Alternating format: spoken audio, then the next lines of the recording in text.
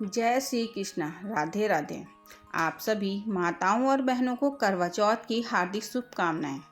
करवा चौथ का त्यौहार हिंदू धर्म में विशेष महत्व रखता है। यह त्यौहार भारत के सभी लोकप्रिय त्योहारों में से एक है। यह व्रत मुख्य रूप से उत्तरी भारत में मनाया जाता है। करवा चौथ के दिन महिलाएं पारंपरिक परिधान पहनती हैं और हाथों में मेहंदी लगाती हैं और पूजा करती हैं।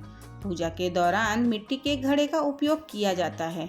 करवा, जिसे अग्रपूज गणेश जी का स्वरूप माना गया है, भगवान गणेश जल तत्व के कारक हैं और करवा में लगी हुई टोटी गणेश जी की सूंड का प्रतीक मानी गई है। इस दिन मिट्टी के करवा में जल भरकर पूजा में रखना मंगलकारी माना गया है।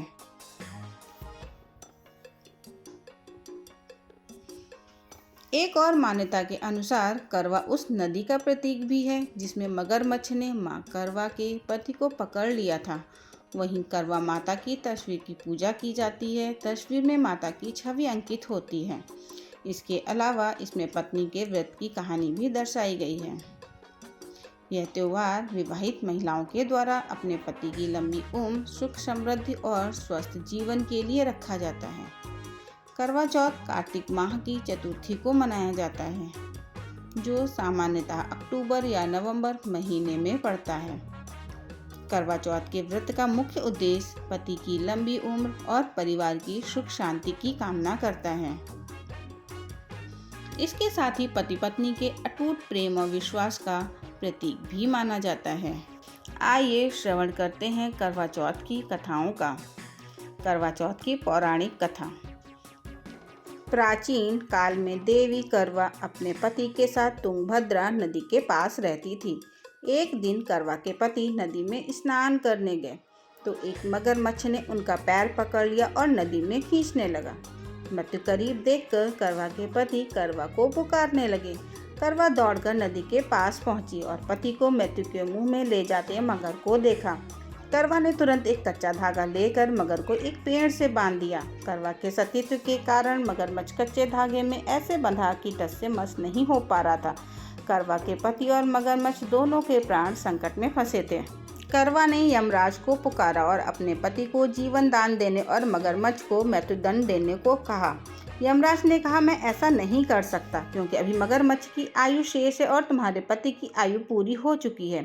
क्रोधित होकर करवा ने यमराज से कहा, अगर आपने ऐसा नहीं किया तो मैं आपको श्राप दे दूंगी। सती के श्राप से भयभीत होकर यमराज ने तुरंत मगरमच्छ को यमलोक भेज दिया और करवा के पति को जीवन दान दिया। इसलिए करवा चौथ के व्रत में सुहागन स्त्रियां करवा माता से प्रार्थना करती हैं कि हे करवा माता, जैसे आपने अपने पति के मृत्यु के मुंह से निकालिया वैसे ही मेरे सुहाग की भी रक्षा करना। आइए सुनते हैं दूसरी कहानी। बहुत समय पहले की बात है। एक साहूकार के 7 बेटे और उनकी एक बहन करवा थी। सभी सातों भाई अपनी बहन से बहुत प्यार करते थे, यहाँ तक कि वे पहले उसे खाना खिलाते और बाद में स्वयं खाते थे।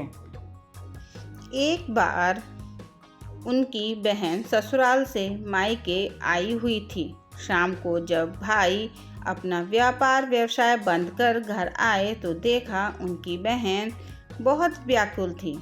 सभी भाई खाना खाने बैठे और अपनी बहन से भी खाने का आग्रह करने लगे, लेकिन बहन ने बताया कि आज उसका करवा चौथ का निर्जल व्रत है और वह खाना सिर्फ चंद्रमा को देखकर उसे अर्घ देकर ही खा सकती है।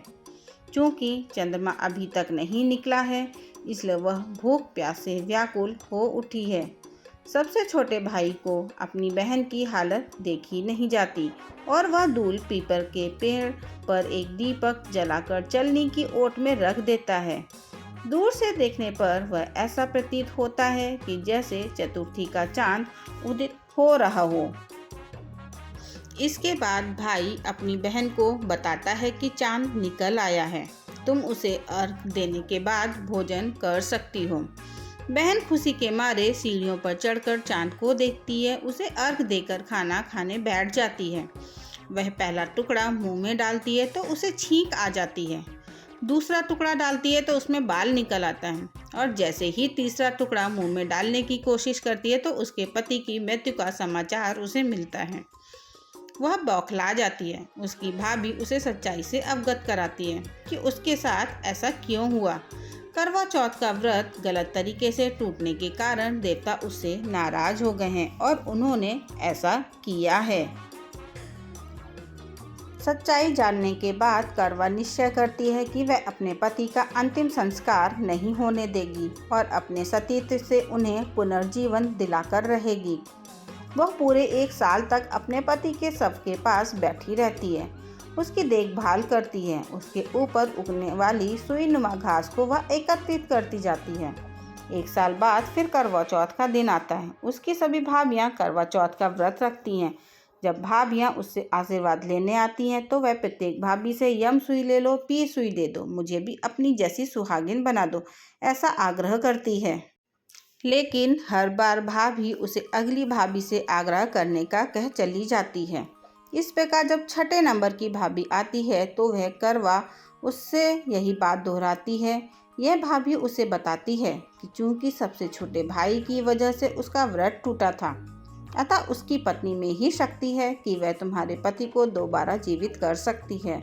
इसलिए जब वह आए तो तुम उसे पकड़ लेना और जब तक वह तुम्हारे पति को जिंदा ना कर दे उसे नहीं छोड़ना। ऐसा कहकर वह चली जाती है। सबसे अंत में छोटी भाभी आती है। करवा उनसे भी सुहागिन बनने का आग्रह करती है, लेकिन वह टाल मटोली करने लगती है।